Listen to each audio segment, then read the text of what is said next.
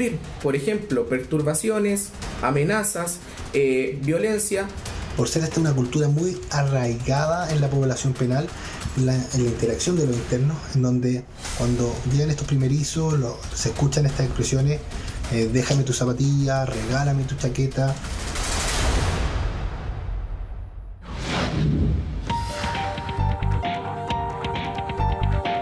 La estadía de Nano Calderón en la cárcel podría dar un giro radical tras cumplirse este jueves la cuarentena, que lo podría enviar directamente a compartir con otros reos. Es decir, desde el área de salud en que se encuentra actualmente, pasaría a una celda común y corriente, en que se relacionaría con más reclusos.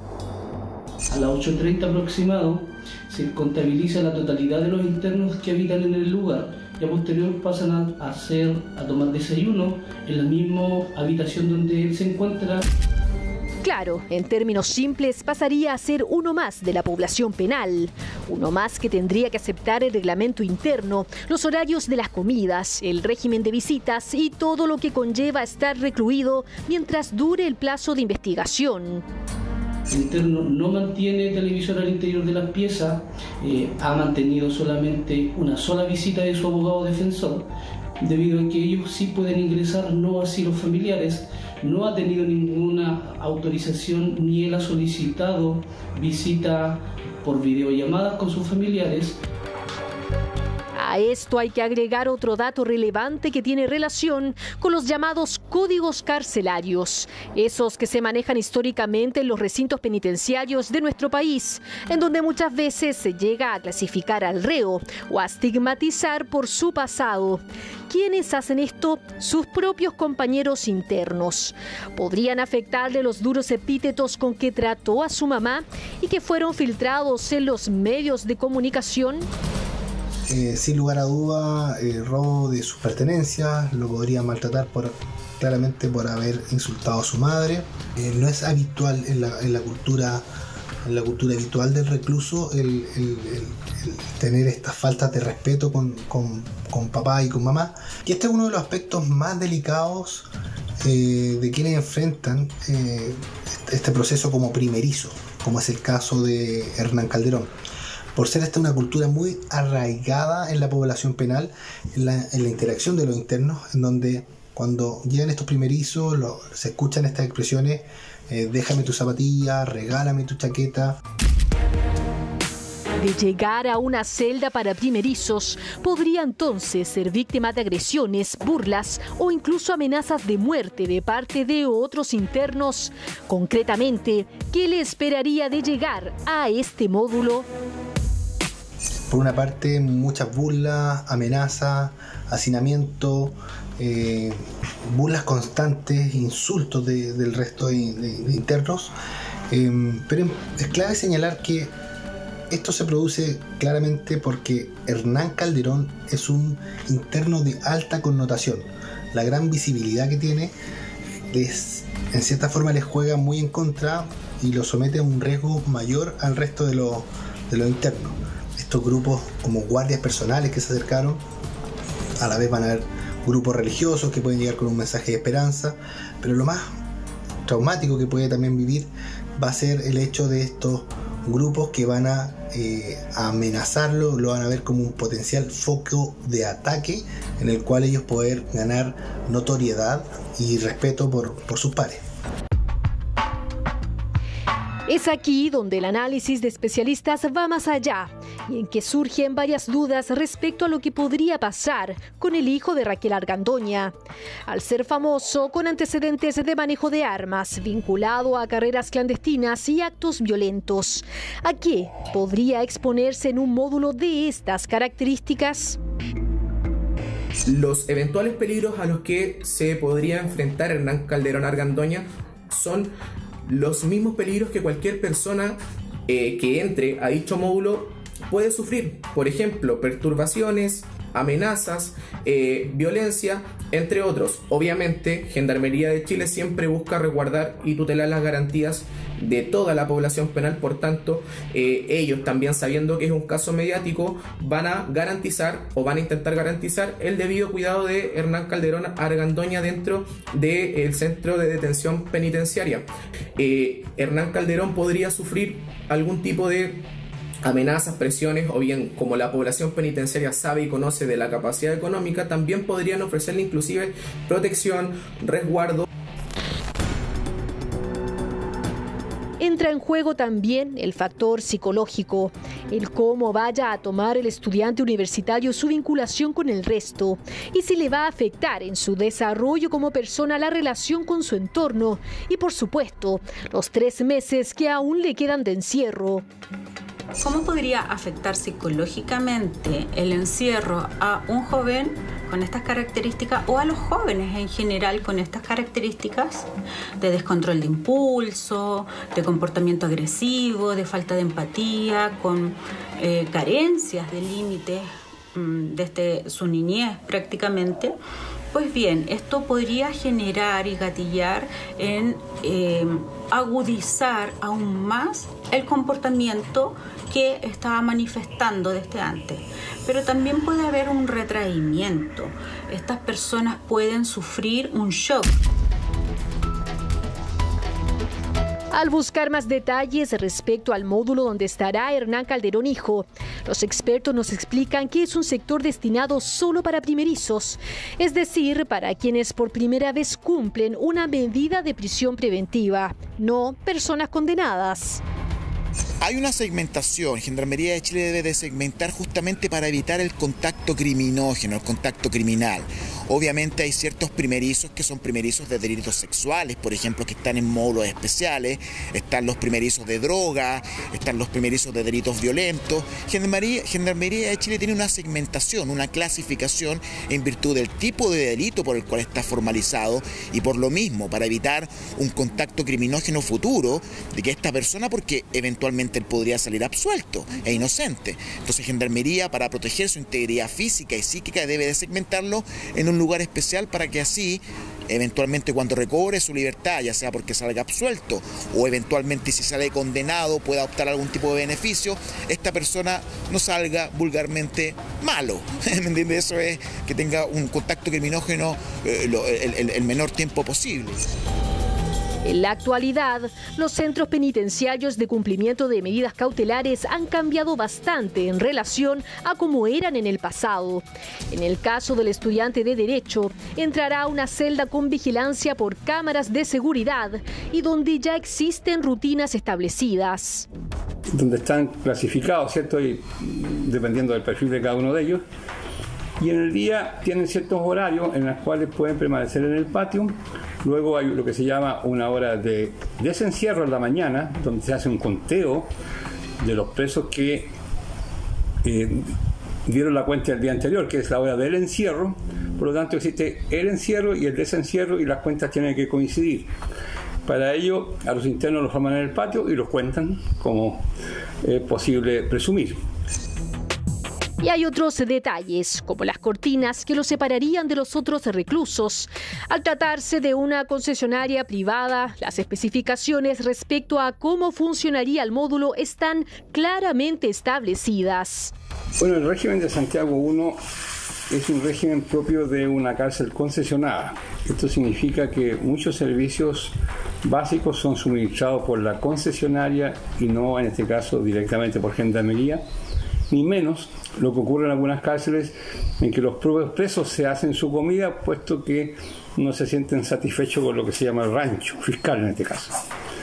Aquí, por ser concesionada, la alimentación la suministra la concesionaria, de modo que los presos no se cocinan. Durante este desencierro, los internos tendrían la libertad para poder convivir entre ellos.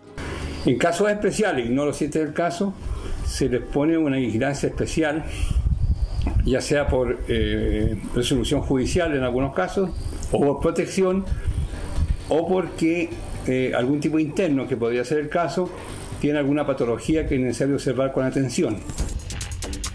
Todo lo anterior tiene relación con lo que se ve en el papel. Sin embargo, hay elementos que preocupan y que esta especialista dice no se debe pasar por alto y que tiene que ver con un elemento que a cualquier recluso puede afectar de una u otra manera: el hacinamiento.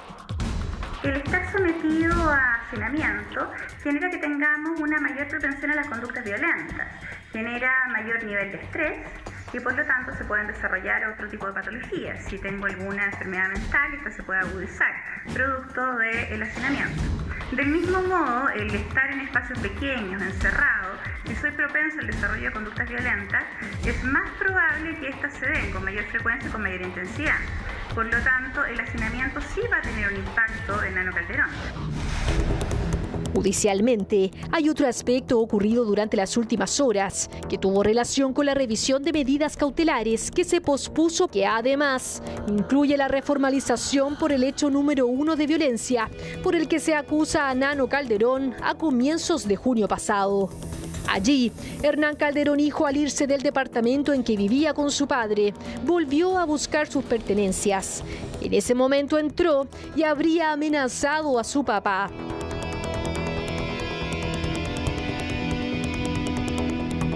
Aproximadamente a las 17 horas, el imputado concurrió al domicilio de su padre y una vez en el interior extrajo de sus ropas un arma de fuego tipo pistola, marca Glock, la cual apoyó sobre el pecho de su padre diciéndole, comillas, te voy a pegar un balazo y te voy a matar, cierre comillas, para enseguida disparar el arma sin herirlo.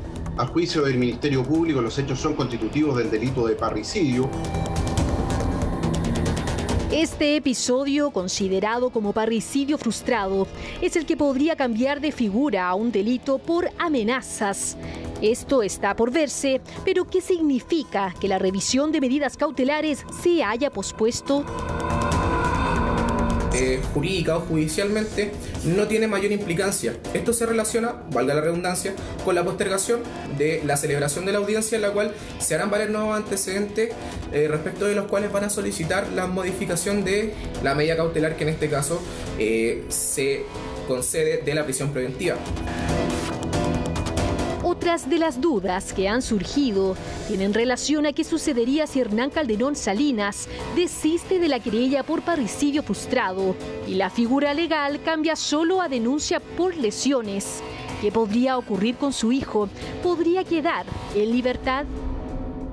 El querellante puede modificar también el tipo penal y una vez que esto se modifique, se por ejemplo mute de parricidio frustrado a un delito de lesiones en contexto de violencia intrafamiliar, como consecuencia esto también podría tener una modificación del régimen cautelar que actualmente existe, el cual consiste en una prisión preventiva que se encuentra cumpliendo Hernán Calderón Argandoña y en conclusión modificarla por una medida cautelar menos gravosa, como por ejemplo el arresto domiciliario, que en definitiva le podría permitir estar fuera de la cárcel durante los 120 días que dura la investigación y así estar de una manera más tranquila y calma dentro del proceso penal en su hogar, obviamente siempre en calidad de imputado.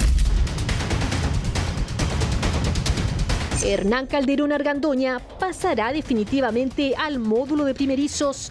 Su padre desistirá de la querella por parricidio frustrado. Interrogantes que muy pronto podrían tener respuestas.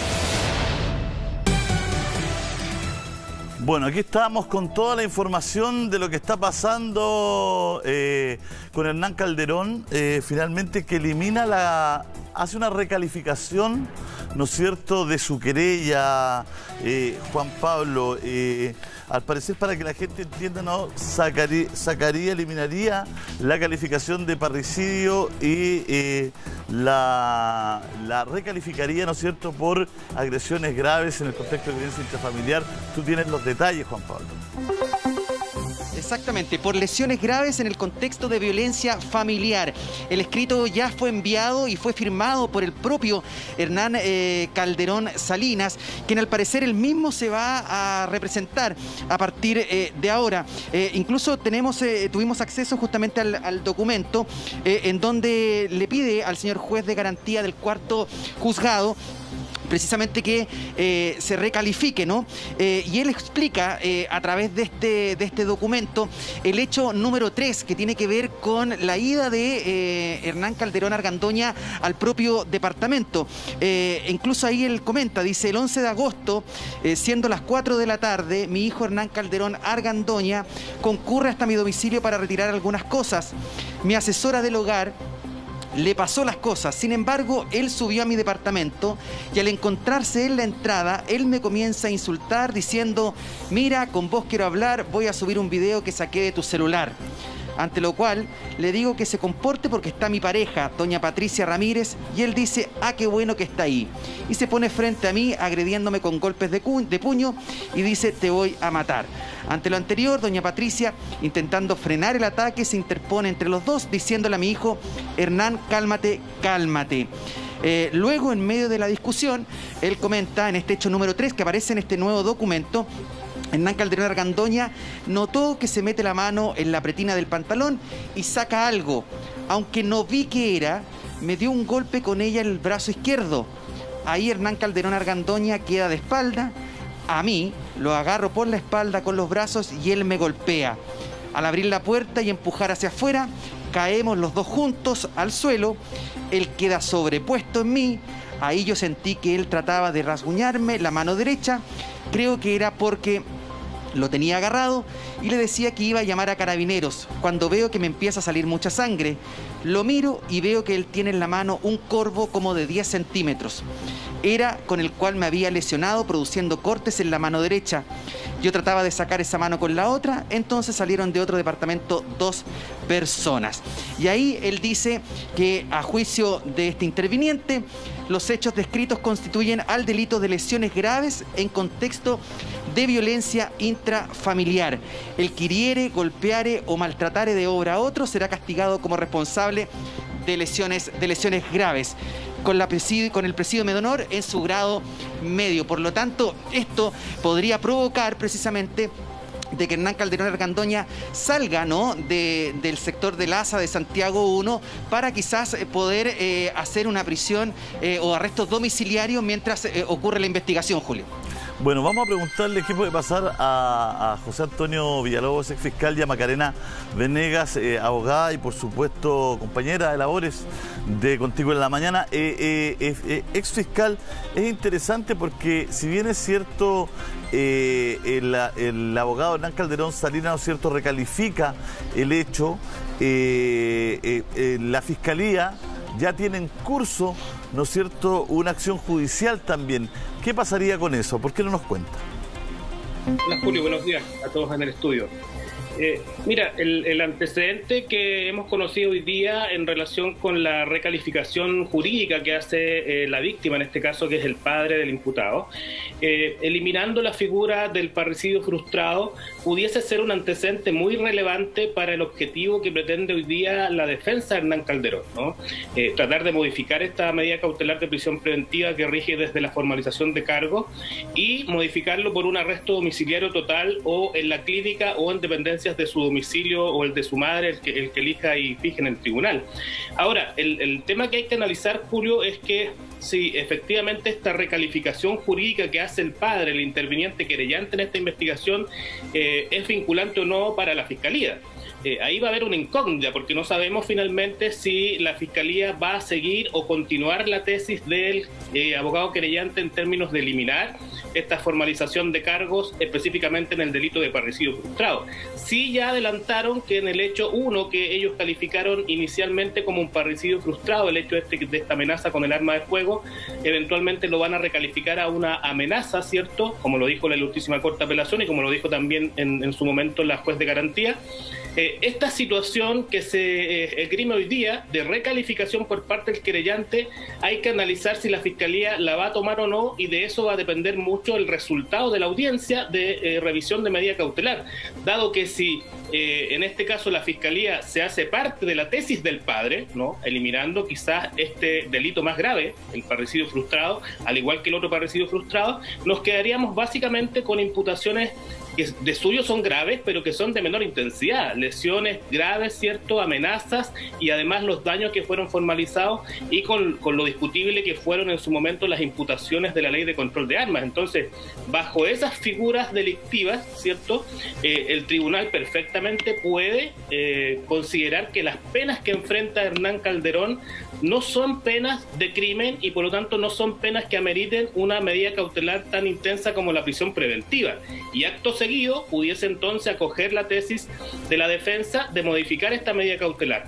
Agrego, Julio, que lo más probable es que además en esa audiencia de revisión de medidas cautelares, junto con estos antecedentes que se están esgrimiendo hoy día, se van a llevar por parte de la defensa antecedentes médico-legales, ¿no?, en relación con la figura del parricidio frustrado, tratando de desvirtuar que esto constituya un parricidio frustrado y que finalmente se trate simplemente de lesiones graves que, como lo indicaron anteriormente, tiene una penalidad que incluso permite, avisorándolo más adelante, que pueda no ser objeto de condena. Es decir, con estos delitos de menor intensidad, Hernán Calderón, hijo, podría incluso ser susceptible de una suspensión condicional del procedimiento, que implica una suerte de acuerdo entre la Fiscalía, el imputado y con la venia del querellante, y someterse a ciertas condiciones por un periodo de tiempo determinado, que pudiese ser, por ejemplo, un tratamiento, una prohibición de acercarse a la víctima querellante, la prohibición de portar armas, etcétera, y quedar sin una condena al final de este proceso.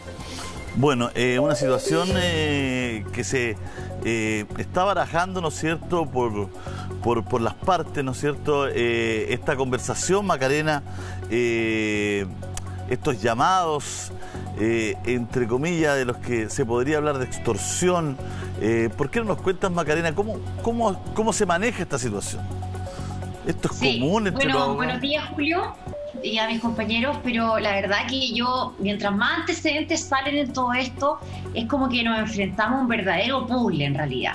Yo recuerdo la primera vez que conversamos, Julio, antes de que se presentara la querella por Hernán Calderón padre, yo hablé justamente de que el delito de este apuñalamiento, ¿no es cierto?, el del día 11 de agosto, estaría en el contexto de lesiones graves en violencia intrafamiliar.